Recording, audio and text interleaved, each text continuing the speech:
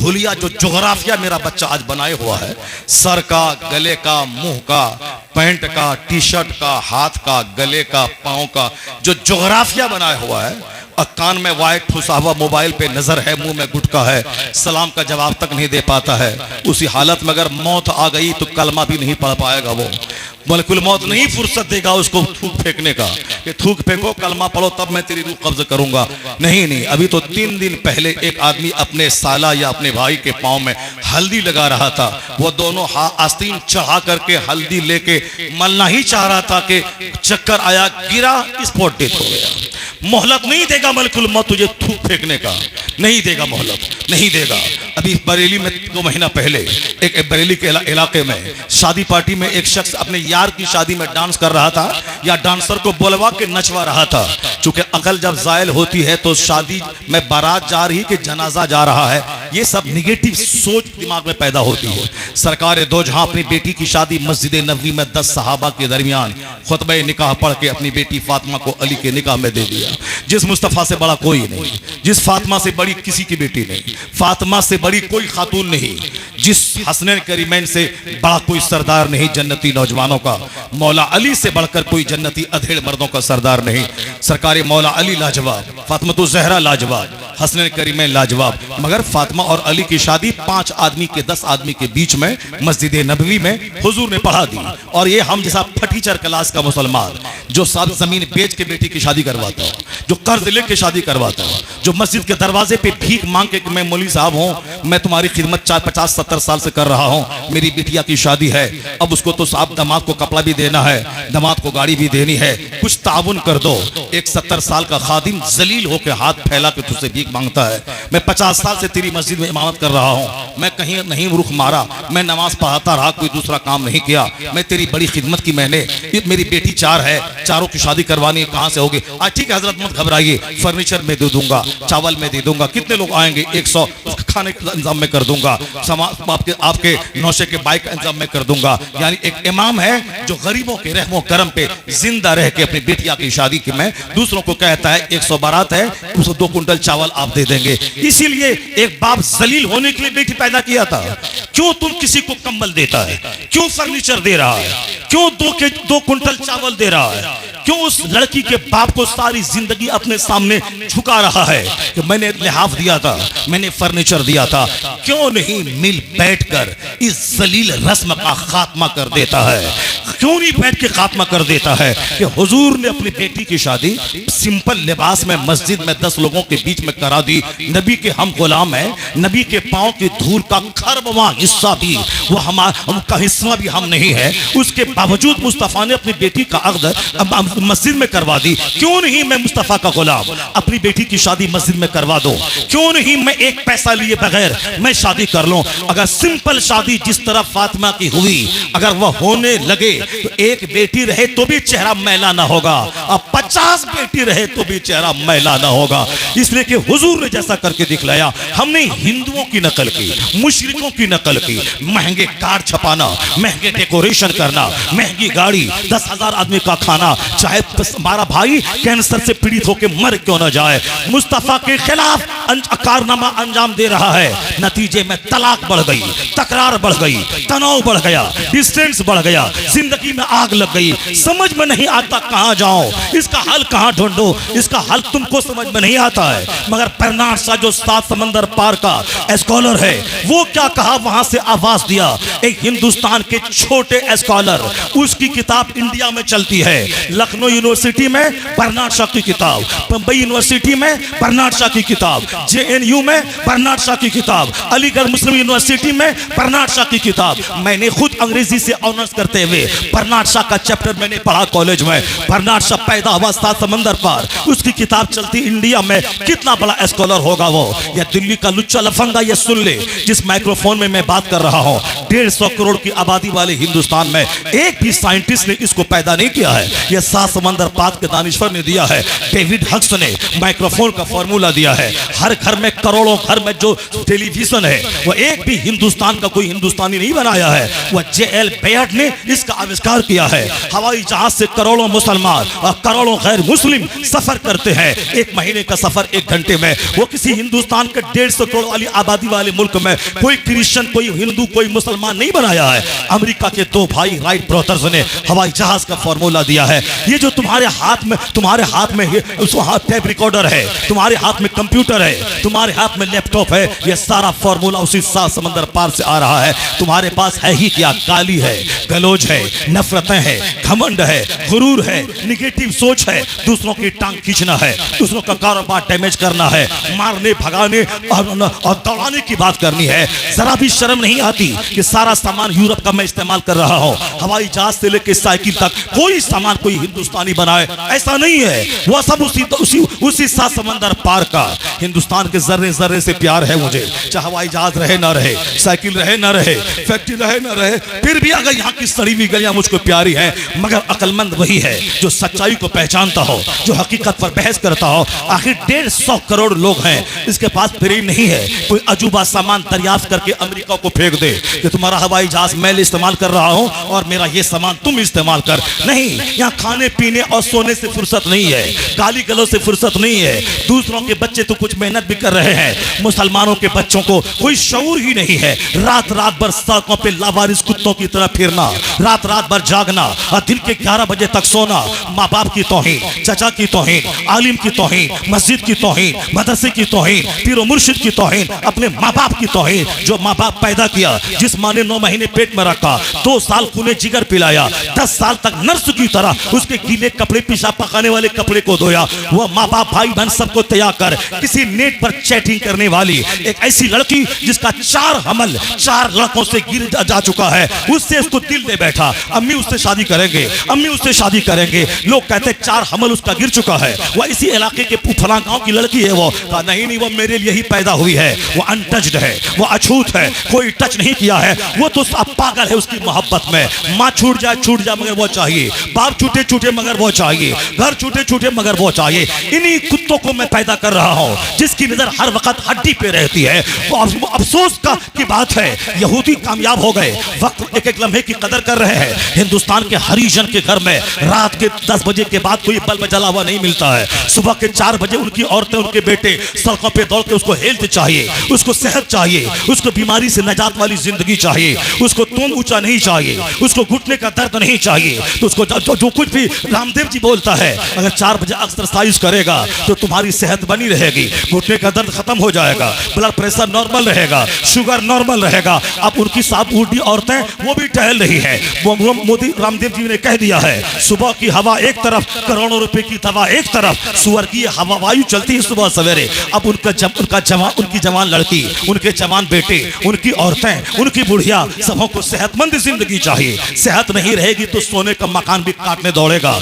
सेहत अगर रहेगी तो मीठ साफ नमक और रोटी, चटनी रोटी खा लेगा, तो फिर वही तुम्हारे बदन में ब्लड बन के वो रोटी तुमको रुस्तम पहलवान बना देगी। अगर सेहत नहीं रही, ब्लड बनना छोड़ गया, तो हिसाब संतरा और अनार भी खाओगे तो कुछ एक कतरा खून नहीं बन पाएगा। इसलिए मकान से बेहतर है सेहत, जमीन से बेहतर है सेहत। सेहतमंद रहने के लिए अब वह लोग लालायित है। अब वह डॉक्टर की गोलियां छोड़ दिया, अब उन्होंने अपनी जिंदगी के मामूलात को उन्होंने चेंज कर लिया। मुझे अब इतने टाइम में सोना है, इतने टाइम में खाना है, इतने टाइम में उठना है, इतने टाइम में स्टडी करनी है, इतने टाइम में वॉक करना है। एक एक मिनट की रूटीन बना ली।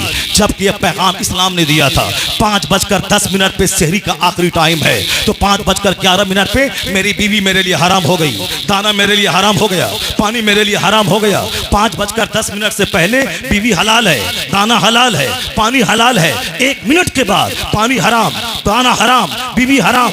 6:10 पे इफ्तार का टाइम है, 6:10 से पहले दाना पानी बीवी हराम, और 6:11 पे वही हलाल, दाना हलाल, बीवी हलाल, पानी हलाल। 1 मिनट पहले हराम, 1 मिनट के बाद हलाल, 1 मिनट पहले हलाल, 1 मिनट के बाद हराम। साल भर कोई अरफात में बैठ जाए, हाजी नहीं होगा जब तक कि ज़िलहिज्जा की 9 तारीख को पाते ज़वाल आफ्ताब पे वो मैदान अरफात में हालत एहराम में न रहे, चाहे बेहोशी से गुजर जाए या प्लेन से गुजर जाए, उस वक्त तक हाजी हाजी ना होगा। साल भर बैठा रहा, 9 तारीख को पाखाना लगा वो भाग गया, हाजी नहीं रहा। रमजान के रोजा 1 मिनट पहले इफ्तार, 1 मिनट पहले शहरी। ये नमाज का टाइम फजर का 6:25 पे तोलुए आफ्ताब है, 6:25 से पहले फजर की नमाज, उसके बाद अदान है, उसके बाद कज़ा है। 1 मिनट पहले मेरे पास 5 करोड़ का जेवर है, उस पर साल नहीं गुजरा है, 1 दिन पहले मैंने बीवी का हैंड ओवर कर दिया, उसको मालिक बना दिया, ज़कात हम पर फर्ज नहीं है। साल लगने से पहले उन्होंने अपना जेवर मुझको दे दिया, ना उस पर ज़कात फर्ज है ना मुझ पर ज़कात फर्ज है।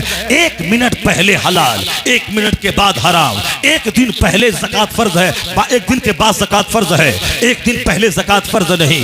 1 दिन मखसूस, उस दिन हज है, उससे पहले जाए या उसके बाद में जाए हज नहीं होगा। इस कदर पंक्चुअलिटी, इस कदर वक्त की पाबंदी जो मजहब दुनिया वालों को सिखाता हो, उस मजहब का फॉलोवर 4-4 घंटे सड़कों पे घूमे, 5-5 घंटे मोबाइल चलाए, 10-10 घंटे दुकान में बैठ करके 5-5 घंटे पिक्चर देखे। साहब वो घूमने के लिए कश्मीर का डल झील में जाके 10-10 दिन सिर्फ घूम के और वहां से वापस चला है। बाहर घूमे तो नाव चलाए और घर में आए तो बीवी के साथ लतम जुतम मारपीट और मुंह फुलाई सारी जंगे हो। बाहर में दूसरों को दिखाने के लिए बाइक पे चल रहे हैं और घर में आके मुंह फुला के 5-5 दिन बात तक नहीं कर रहे हैं। ये कौन सा ड्रामा है? हमने काफिरों से सीखा वक्त बर्बाद करना, आज वो हमसे सीख लिया वक्त की कदर करना। तो उनके बच्चे साइंटिस्ट बन रहे हैं, उनके बच्चे डीएम बन रहे हैं, उनके बच्चे आईएएस ऑफिसर बन रहे हैं। होश के नाखून थाम ले, यह दुनिया पानी का बुलबुला है। जब तक जिंदगी बची है काम कर, 1-1 मिनट को कीमती समझ, इल्म हासिल कर, एक अच्छी बावकार आबरूमंदाना जिंदगी गुजार। अगर तू मेहनत करेगा 18 घंटे तो आईएएस ऑफिसर पहले तुम बनेगा, वह बाद में बनेगा, क्योंकि तेरे पास ईमान की बरकत भी है, तेरे पास 18 घंटे की मेहनत रहेगी और तू नमाज पढ़ के दुआ करेगा, इलाही 18 घंटे पढ़ना मेरा काम था, कामयाबी देना तेरा काम है। इधर मेहनत, उधर से खुदा की रहमत चलेगी। यहूदी बाद में मुसलमान पहले कामयाब होगा, सिख बाद में मुसलमान पहले कामयाब होगा, हरिजन बाद में मुस्तफा का गुलाम हर दौर पे कामयाब पहले होता चला जाए। नारे तकबीर, नारे रिसालत। वक्त की पाबंदी ना करने की वजह से हम जलील हो गए, हम रुस्वा हो गए। हमें मदरसों से मजाक उड़ाने की फुर्सत कहाँ है? हमें फिजिक्स केमिस्ट्री बायोलॉजी पढ़ने से फुर्सत कहाँ है कि फिजिक्स भी पढ़े, कुरान भी पढ़े, बायोलॉजी भी पढ़े, कुरान भी पढ़े, मैथ भी पढ़े, कुरान भी पढ़े, स्कूल में भी पढ़े, मदरसे में 5 मिनट का टाइम जाके उस जन्नती पाकीज़ा माहौल में दे दे। यहाँ आए तो ईमान बचे और वहाँ जाए तो मेरी दुनिया बचे, ताकि दुनिया की मुलाजमत मिले और यहाँ आओ तो मुझे ईमान की हलावत मिले, तो दुनिया में भी बार इज्जत रहो, मरने के बाद बाइज्जत रहो। तुमने और हमने और इन लोगों ने क्या कहा? ये हिंदुस्तान के लफंगे किस्म के लोग इस्लाम के पैगंबर को गाली देते हैं। 7 समंदर पार का जिसका मोबाइल तुम्हारे हाथ में, जिसका लैपटॉप तुम्हारे हाथ में, जिसका ग्राइंडर तुम्हारे घर में, जिसका वॉशिंग मशीन तुम्हारे घर में, जिसकी बनाई हुई एसी तुम्हारे घर में, जिसका दिया हुआ मोटर कार तेरे घर दरवाजे पर, हेनरी फोर्ड ने मोटर कार बनाया है, कोई हिंदुस्तान का राजपूत ब्राह्मण या कोई और दूसरा नहीं, हेनरी फोर्ड ने दिया है। ब्रैकेट ने हेलीकॉप्टर दिया है, कोई हिंदुस्तान का राजपूत ब्राह्मण या कोई मुसलमान नहीं दिया है, उसने दिया है। तो हिंदुस्तानी की सोच कितनी है और अमेरिकन की सोच कितनी है, इसी से अंदाजा लगा लें। हवाई जहाज से लेकर साइकिल तक सब उसी का दिया हुआ। अब वहां का दानिश्वर जिसने ये सारा सामान दिया वो तो जरूर कीमती होगा, उसकी बोली कीमती होगी। अपने सीने पे हाथ रख के वो भी बोले झूठ बोलना और है, सच्चाई का एतराफ करना और है। जब यह सारा सामान उसने दिया है, उसका ब्रेन तुमसे बड़ा, उसकी बोली तुमसे बड़ी, उसकी सोच तुमसे बड़ी, हवाई जहाज से लेकर साइकिल तक सब वहीं से आ रहा है, तो वहां का फॉर्मूला कीमती है। डॉक्टर बर्नार्ड शॉ ने क्या कहा? वो कहते हैं Mohammad must be called the savior of humanity. If a man like him were to assume the dictatorship of the modern world, he must succeed in solving its problem. यानी वो कहता है इस्लाम के पैगंबर मोहम्मद अरबी मानवता के रक्षक का नाम है। ये हिंदुस्तान के दिल्ली का जोकर ये नबी को गाली देता है, और यूरोप का दानिश्वर जिसकी किताब हर यूनिवर्सिटी में चलती है वो क्या कहता है? इस्लाम के पैगंबर सिर्फ मुसलमानों के नहीं, मानवता के रक्षक का नाम है, इंसानियत के मुहाफिज का नाम है। वो कहते हैं दुनिया मसाइल से जूझ रही है, समस्याएं बढ़ती जा रही है, लोग हल ढूंढ रहे हैं, मसले बढ़ते जा रहे हैं। वो कहते हैं if a man like him were to assume the dictatorship of the modern modern world, he must succeed in solving its problem. वो कहते हैं अगर दुनिया मोहम्मद अरबी को अपना रहनुमा मान ले, गाइड मान ले, मार्गदर्शक मान ले, उनके गाइडेंस की रोशनी में जिंदगी गुजारे, वह क्रिश्चियन पढ़ा लिखा जिसकी किताब हिंदुस्तान की यूनिवर्सिटीज में चलती है, वो कहता अगर मुस्तफा को दुनिया रहनुमा मान ले, उनकी रहनुमाई में जिंदगी गुजारे, तो सारे मसाइल का हल निकल आएगा, शांतिपूर्ण जिंदगी सबों को हासिल हो जाएगी। सुभान अल्लाह, माशाअल्लाह, माशाअल्लाह। Man like him were to assume the dictatorship of the modern world. He must succeed in solving its problems. इसका मतलब यह निकला मुस्तफ़ा से बड़ा कोई नहीं है। मुस्तफ़ा को सबसे ज्यादा पढ़ा जाए, हुजूर की जिंदगी का सबसे ज्यादा मुताला किया जाए, सरकार दो जहां की तालीमात को अपने बच्चों को 1 घंटा रोजाना पढ़ाया जाए, फिर वो 9 घंटे स्कूल में जाकर फिजिक्स और केमिस्ट्री और बायोलॉजी पढ़े।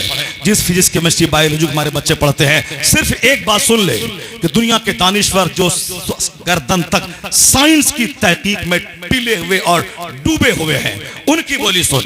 हम और तुम तो मदरसे को अनाथालय कहा, गरीबों मिस्किनों के बच्चे पलते हैं, बस इसके अलावा इस मदरसे की कोई तारीख ही नहीं है। क्योंकि हमारे यहाँ बाप, हमारे घर के लोगों ने यही इसी तरह का मसाज दिया है कि मदरसे में के आलिमों से बच के रहना, वरना ये निचोड़ के खा जाएगा। सदक़े फित्र लेगा, ज़कात ये लेगा, शर्म कुर्बानी ये लेगा, उश्र ये लेगा, इनके बदन के कपड़े तुम्हारे दिए हुए हैं, इनके घर का चूल्हा तुम्हारे दिए से जलते हैं, ये तुम्हारे मोहताज हैं। इनको टका देना, इनकी बात मत सुनना, इनको नजराने दे देना, इनको सदक़े फित्र दे देना, इनको ज़कात की रकम दे देना, इनकी बात मत सुनना, वरना दाढ़ी रखवा देगा, चेहरे पे जंगल कोई बेटी नहीं देगा, वो बुढ़ापे का लिबास जवानी में पहना देगा, कोई तुझको बेटी नहीं देगा। इसी जोया इलाके का एक हाफिजी अभी 1 महीना पहले दर्द के साथ मेरे सामने बयान किया, हजरत आप ठीक तकरीर करते हैं, आप जबरदस्त समाज का पर तनकीद करते हुए उसका हल बताते हैं। मेरी उम्र 27 साल है, वो कहने लगे हम अपने से गिरे हुए खानदान में अपना रिश्ता मैंने भेजा, वो खूबसूरत था, पतला दुबला, अच्छा जबरदस्त हाफिज, रमजान में लाखों रुपए नजराने और तोहफा तोहफे से मिलकर उसको हो जाते हैं। उसने कहा कि मैंने अपने से गिरे हुए रिश्तेदार के यहाँ मैंने रिश्ता भेजा, मगर रिश्ता कबूल नहीं किया, जबकि उसकी हैसियत, हमारी जो हैसियत है मेरे बाप दादा की, उसकी हैसियत के सामने कुछ नहीं है, मगर उन्होंने अपनी लौंडिया नहीं दी। क्यों? ये मौली साहब है, इनके चेहरे पे दाढ़ी है, ये मौली साहब क्या कितना कमाएगा, क्या खिलाएगा? फर्स्ट इशू अगर हुआ तो 50,000 रुपए सीजनिंग के लिए कहां से लाएगा? ईद के कपड़े कहां से देगा? हाथ चूमना और है, और अपने मामूलाती जिंदगी में आलिमों के साथ हुस्न सलूक करना और है। उनको अपनी बेटी देना, उनको अपने साथ रिश्तेदारियां उनसे करना, ये नहीं करते हैं लोग। टाका देना, हाथ चूम लेना, पेशानी चूमना, मौलाना है, हाफिज है, इमाम साहब है, ये सब है, मगर रिश्तेदारियां नहीं होंगी, चूंकि माल नहीं है, माल कम है। इसीलिए मेरे भाई भी अब सावधानी टोपी छोड़ के माल कमाने के लिए निकल पड़े। माल रहेगा सब सम्मान देगा, माल रहेगा सब इज्जत देगा। ये बेचारे भी इनकी बात किताब न ला सके और निकल गए मैदान में। वह साहब 10 साल खूब नमाज छोड़ के पैसा कमाया, पता चला कि मेरा पड़ोसी जिन्होंने 25 लाख की फॉर्च्यूनर खरीदा है, उसका मुकाबला भी हम 25 साल में नहीं कर पाए। न दुनिया के ही रहे, न आखिरत के ही रहे। इसलिए मत घबराएं आलिम, आप अगर आलिम है तो आप रास्ते से चलते हैं तो दरख्तों के पत्ते आपके लिए दुआ करते हैं, सुराखों की चूटियां दुआ करती हैं। जिस तरह मुस्तफा लाजवाब, मुस्तफा का नाइब पैगंबर लाजवाब, कोई दुनिया का ओहदेदार नाइबे रसूल का मुकाबला नहीं कर सकता। चूंकि सर्विसमैन होना, कैपिटलिस्ट होना, लैंडलॉर्ड होना, बिजनेसमैन होना और है, नाइबे पैगंबर होना और है। अगर सीने में कुरान हदीस का इल्म है तो नाइबे पैगंबर है आप। कभी दाढ़ी से खिलवाड़ ना करें, कभी टोपी से खिलवाड़ ना करें, अपना हर दर्द रब अल्लाह रब्बुल इज्जत के सामने बयान करें। अल्लाह वहां से अच्छा रिश्ता देगा जहां से आप सोच नहीं पाएंगे। और जिसने आपकी दाढ़ी छोड़कर अपनी बेटी का रिश्ता किसी दुनियादार से करवाया, 5 महीने के बाद तलाक वहां से आई, 5 महीने के बाद शराबी शौहर उनकी बेटी को जब मारना जानवरों की तरह शुरू किया, तब पता चला कि उससे बेहतर शरीफ को देना था। नहीं बाबा, मशवरा मेरा है, किसी शराबी को मत देना। कब? जब दुनिया लूट गई, औलाद लूट गई, तब उसी फॉर्मूले पे लौट के आए।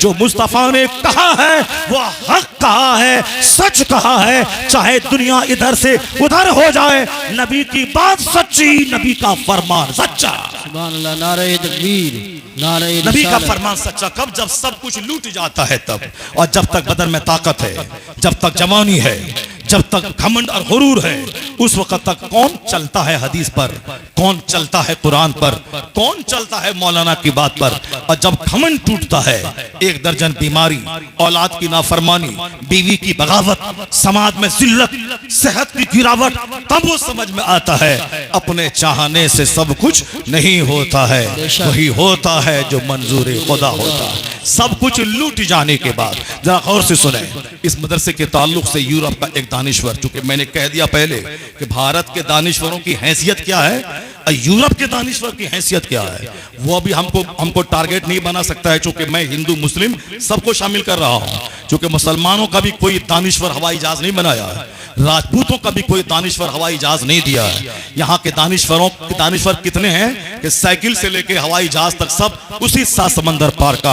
अब उसी 7 समंदर पार के दानिश्वर का एक कॉल नोट करते हैं इस मदरसे के ताल्लुक से, मदरसे की हिस्ट्री के ताल्लुक से। इंजीनियरिंग कॉलेज आज से 300 साल पहले इंडिया में एक नहीं था। ताजमहल के बने हुए 400 साल से जायद हो गए। उसकी नक्काशी के सामने दुनिया की कोई इमारत ठहर नहीं पाएगी।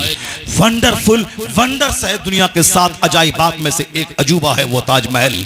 ये बताएं कि उसका इंजीनियर कहां से आया था, उस पत्थर को गला गला के इस कदर बारीक बीनी के साथ नक्काशी करना, ये फन कहां से सीखा था, इंजीनियर कहां का था। लाल किला पे जब झंडा लहराता है, दुनिया के 200 से ज्यादा ममालिक के हुक्मरान उस बिल्डिंग की खूबसूरती को देख के दंग रह जाते हैं। आखिर 500 साल पहले इंजीनियर कहां से आया था। इंजीनियरिंग कॉलेज 150 साल के अंदर की, चूंकि JNU 200 साल से पहले नामो निशान नहीं था। अलीगढ़ मुस्लिम यूनिवर्सिटी 200 साल पहले इसका नामो निशान नहीं था।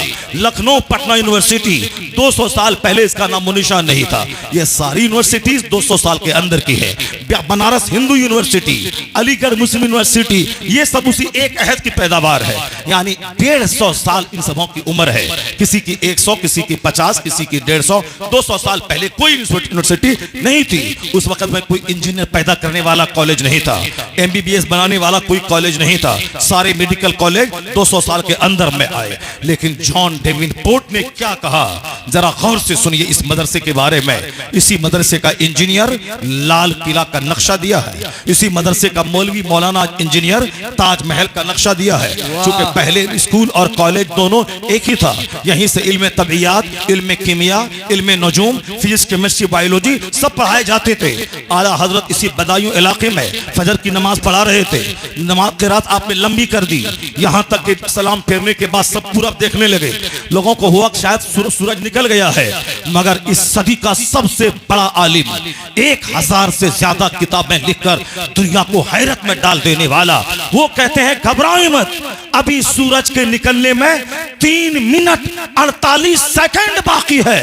ये मौलाना बोल रहा था, ये अपने वक्त का माहिर फल्कियात बोल रहा था, माहिर नजूम बोल रहा था। आला हजरत के इल्म रियाजी को देखकर अलीगढ़ का वाइस चांसलर जियाउद्दीन अहमद ने कहा, मैं जो भी जर्मनी में जाके सीखा वह टाइम मैंने बर्बाद किया। हिंदुस्तान में इतना बड़ा रियाजी था जब मौजूद है तो ये नोबेल प्राइज पाने की मुस्तहिक हस्ती है, मैंने ऐसा न जर्मनी में देखा न हिंदुस्तान में मैंने देखा।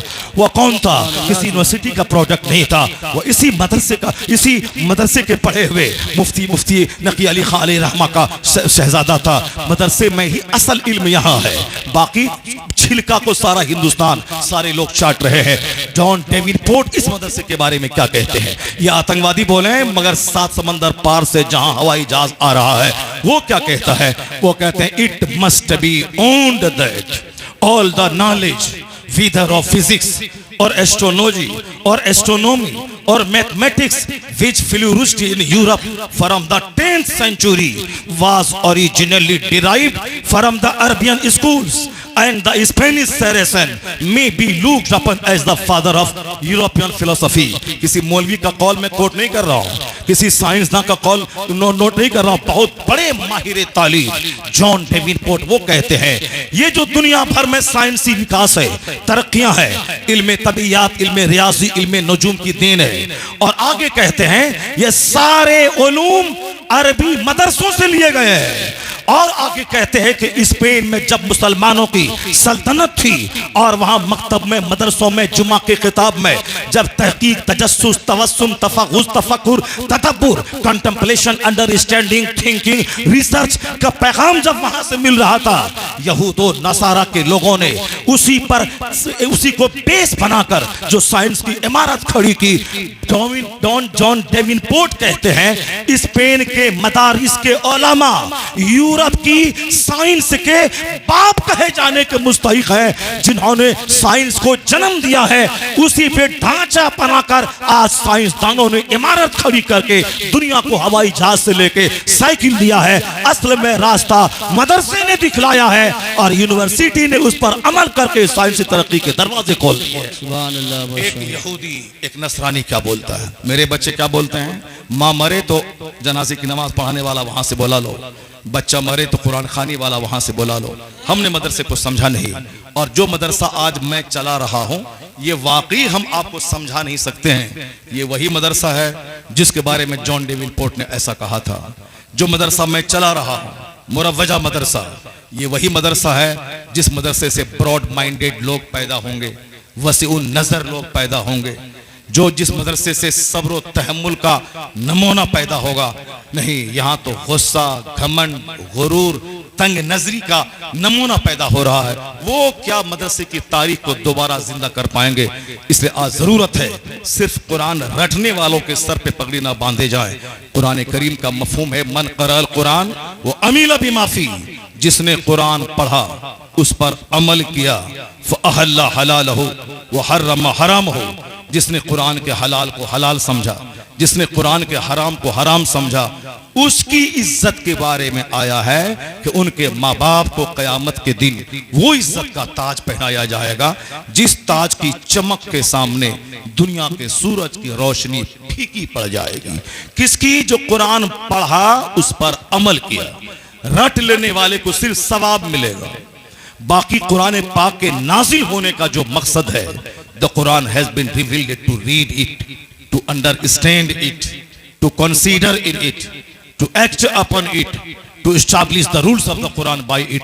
कुरान इसीलिए नाजिल हुआ, इसको पढ़ा जाए, इसको समझा जाए, इसको अपनी जिंदगी में प्रैक्टिकल में कुरान की तालीमात को उतारे जाए, फिर अल्लाह की जमीन पे कुरानी निजाम लेके फैला जाए, दावत कुरान दिया जाए। इसको कोई उसकी फजीलत है कि उनके माँ बाप को वो ताज पहनाया जाए, उल्बेसा वालिदा हो ताज यौमल क़यामा ज़ौहु अहसनु मिन ज़ौइ शम्स फी बुयूतिकुम दुनिया। उनके बारे में आया है कि अपने खानदान के 10 लोगों की बख्शिश करवा के जन्नत ले जाएगा। रटना कमाल है, मगर बहुत बड़ा कमाल कुरान पाक को समझना, कुरान पाक का अमल करना है। सारी फजीलतें उसके लिए आई है। बाकी अलीफ लाम मीम जो पढ़ लेगा 30 नेकी उसको मिल जाएगी, लेकिन अलीफ लाम मीम को जो समझेगा, जो समझने की कोशिश करेगा, जो कुरान पाक की आयतों और की तफसीर और शान नुज़ूल को पढ़ेगा, अपनी जिंदगी में प्रैक्टिकल में उसको अमल करेगा, उसके लिए सारी इज्जतें हैं। यहाँ कुछ नहीं रहे फिर भी अल्लाह उसको समाज का हाकिम बना देता है, और मरने के बाद कुरान पढ़ता जा, जन्नत की मंजिलें तय करता हुआ चल।